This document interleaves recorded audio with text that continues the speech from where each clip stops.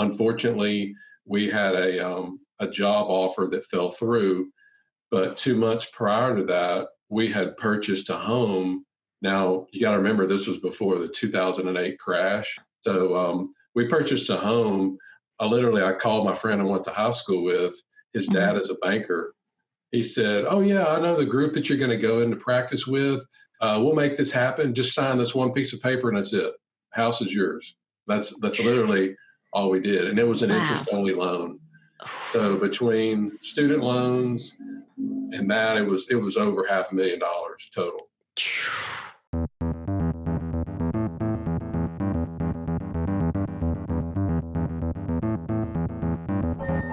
Welcome to Couple Money, a podcast focused on helping spouses get on the same page, dump their debt faster, and get on the path to financial freedom together. I'm your host, Elle Martinez. This podcast is brought to you by Coastal Credit Union. Coastal's mission is to help you live a better life by offering you a better way to bank. Learn how by visiting bankbetter.org. Right now, many states are starting to open up, but we're still encouraged to stay home as much as possible. And most likely, you're affected on many levels, including your finances. Last episode, we talked about steps that you can take to shore up your budget and handle the bills when you're dealing with a job loss or significantly reduced hours. This week, we're going to switch up gears. We're going to dig into one of the fundamental things you need to have no matter what's going on: savings. We've heard it so many times. We need to have an emergency fund. And now really it's a necessity with routines, work schedules, and budgets being in flux for at least the next few months. But how can you save up and build your financial cushion during a time like this?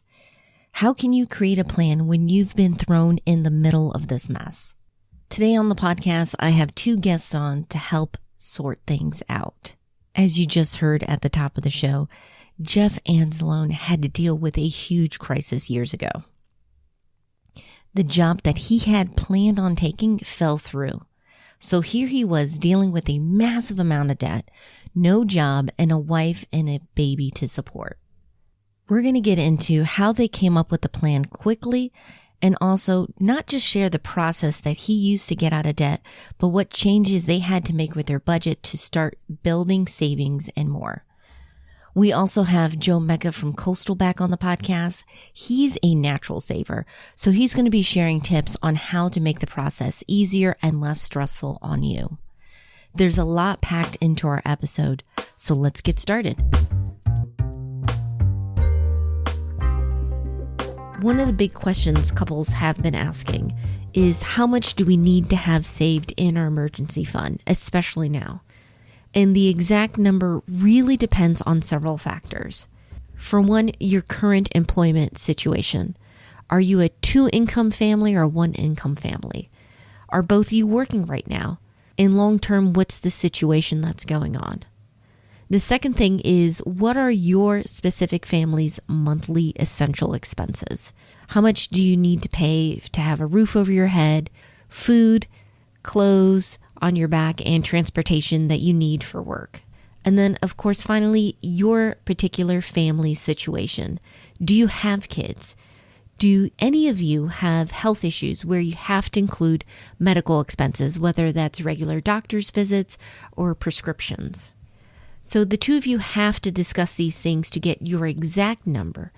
But if you're looking for a guideline, then you want to focus on getting your financial cushion up enough to cover a few months worth of expenses. Yeah, it's kind of a scary thought, because for the longest time we've been saying, most people can't handle a $400 expense, so at least set aside $400 and then work on getting to $1,000 and then work on 3 to 6 months.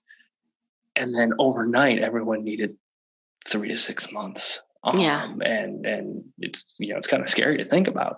So I'm definitely recommending, working toward that 3 to 6 month goal. And at this point now, a minimum. However long this crisis may last, building up your emergency fund is a smart money move. Now, you might be thinking, just like Joe says, it seems impossible to save 3 to 6 months of expenses. And if you're trying to do it all at once, it can be that way. Now, we are going to get into ways that you can redirect money towards your emergency fund in a bit. But first, I want to hone in on some of the frustrations and hurdles couples have to deal with both making and keeping their emergency fund ready. For some couples, where they keep their money stashed away has a huge impact on their savings.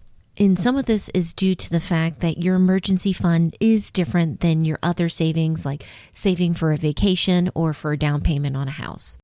Emergency funds are exactly that. They're for emergencies. They're for that thing that you think isn't going to happen. It happens anyway.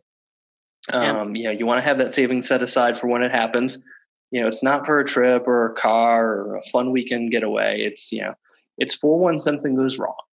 And the reason it's an emergency is you just don't see it coming.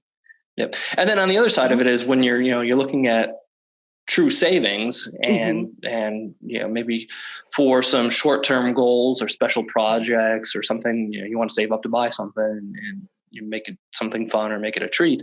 Keep that money separate. Yeah. Or keep it separate in a way that makes sense to you. Like I like actually to keep money mostly in one account. But I use a spreadsheet to keep it all separated on paper.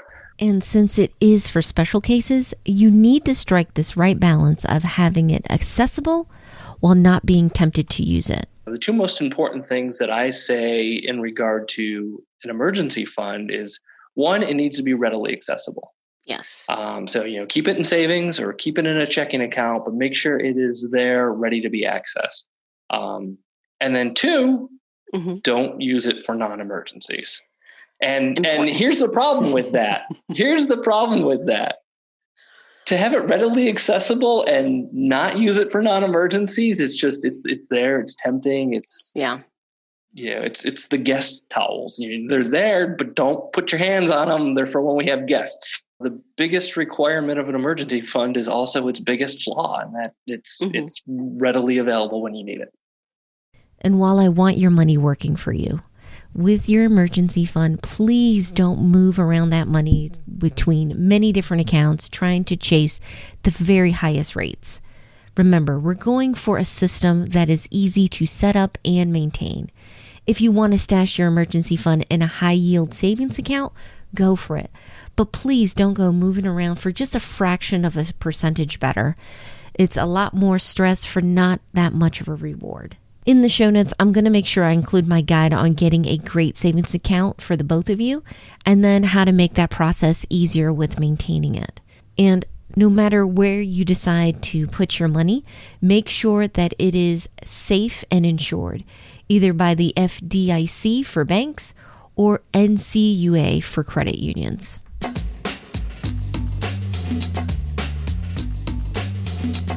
Based on what I've been seeing on the site and emails and on our Thriving Families Facebook group, I understand it's been a struggle to find your financial footing, even with something as important as savings.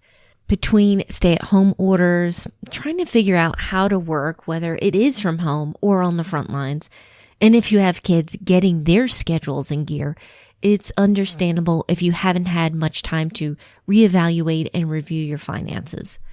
Perhaps you've gotten your April and May bills taken care of, but not much else. Honestly, many of us have had to scramble to adjust our finances to ride things out. But focusing just on paycheck to paycheck is not only bad for your long-term finances, but it's also added stress on your mental health.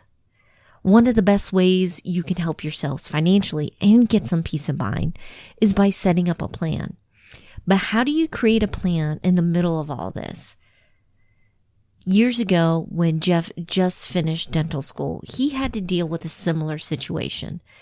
The original plan included joining a practice, but when that job fell through, he had to make ends meet somehow. With significant debt on their shoulders, he and his wife had to come up with a plan that not only got him out of debt, but they could build some financial stability and eventually wealth. Now, you might not have a mountain of debt to deal with. We're talking about savings today, but I thought this is something that we could relate to. Ideally, we would have all the time in the world that we need to carefully craft a plan that fit all of our goals. and this would be completely objective and rational. But sometimes the motivation for us, and was the case with Jeff, is a mix of external circumstances and a bit of an internal push.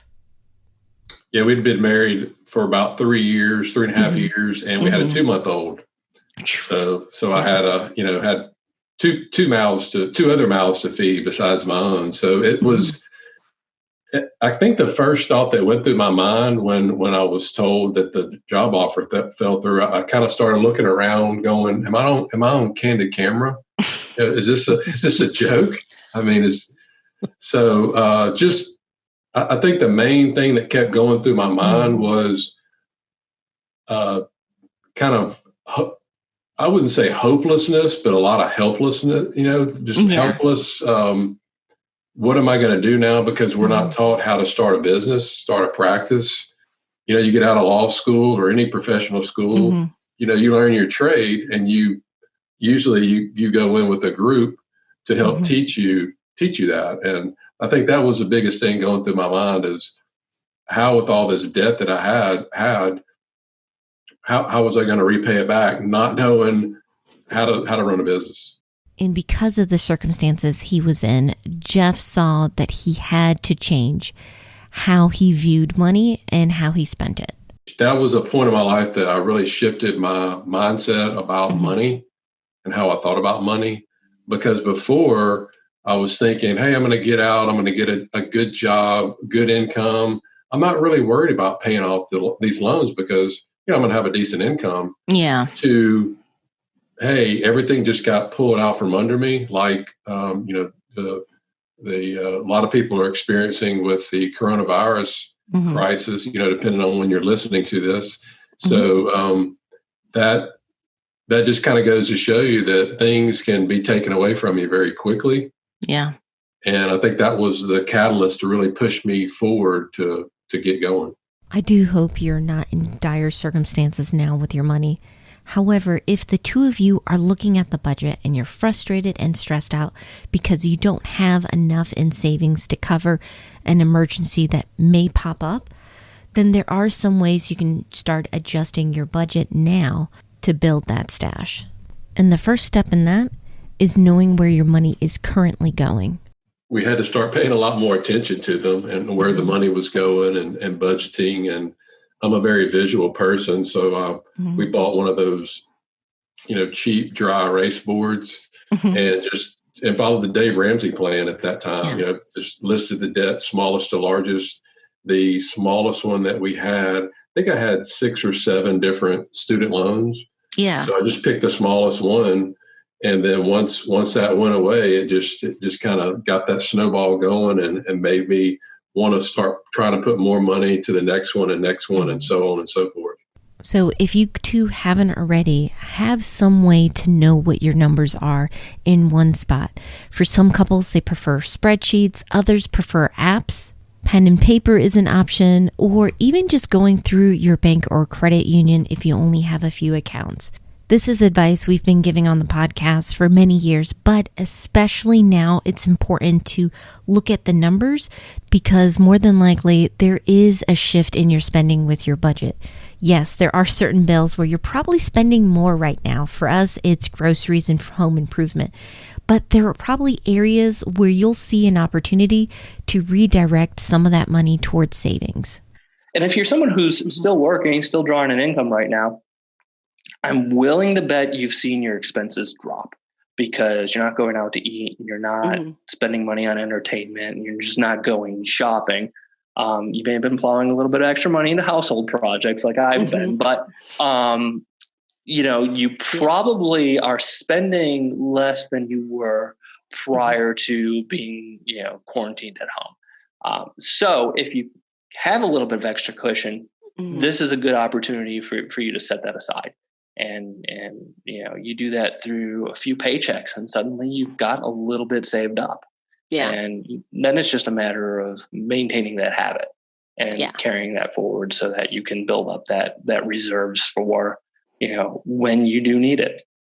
And we've actually done this. Even though we do have an emergency fund, If you remember at the beginning of this year, we had 2 large expenses. We got a replacement car for my husband, not using it much now with the stay-at-home orders, and then also renovated the kitchen.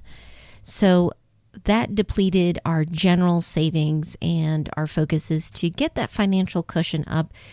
Both of us thankfully are working right now, but things and circumstances can change, and we don't want to take that for granted. So I started reviewing and seeing if there are ways that we can cut expenses. And yes, some of it was redirecting. We are not going out to eat as much, of course, and now we don't have the commuting gas costs, so that gets redirected back into savings as well. But then also we were looking at subscriptions, streaming services. Actually went to cancel on one. Instead, they gave me a free month. So it doesn't hurt to look at your expenses one by one and make sure that you're getting the best deal. And then, of course, when you are saving the money, whether you're negotiating and getting a better price or you're cutting expense, if you really want to save, you actually save it. And what I mean by that is you have to set up those transfers into savings. So let's say you reduced your cable bill. Instead of being $100, you got it down to $70. That's $30 saved. You could leave it there in your checking account. Most likely you're going to spend it. So schedule a transfer every month. $30 goes towards your savings.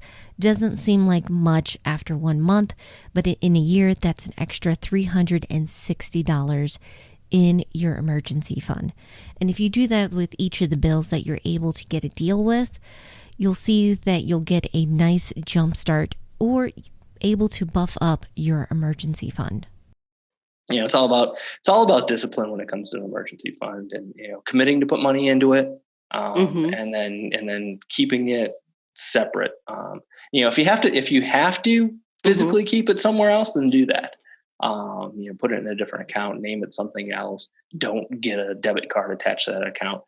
Makes it a little bit harder to access, but you do want it to be accessible when the situation arises. So even if you have to start with a small amount, go ahead and schedule some transfers. Have a monthly deposit go from your checking into your savings account so you can start now building up that emergency fund. It'll not only help you financially, but give you some peace of mind. And I've noticed too that the better you plan for emergencies, it seems like the less of an emergency something actually is when it happens. You start to identify things that might need maintenance instead of repair, or instead of replacement, or just it's not a shock. It's not a huge surprise. Like something went wrong, you're ready for it, and you handle it, and it's not this big stressful situation that it could be otherwise.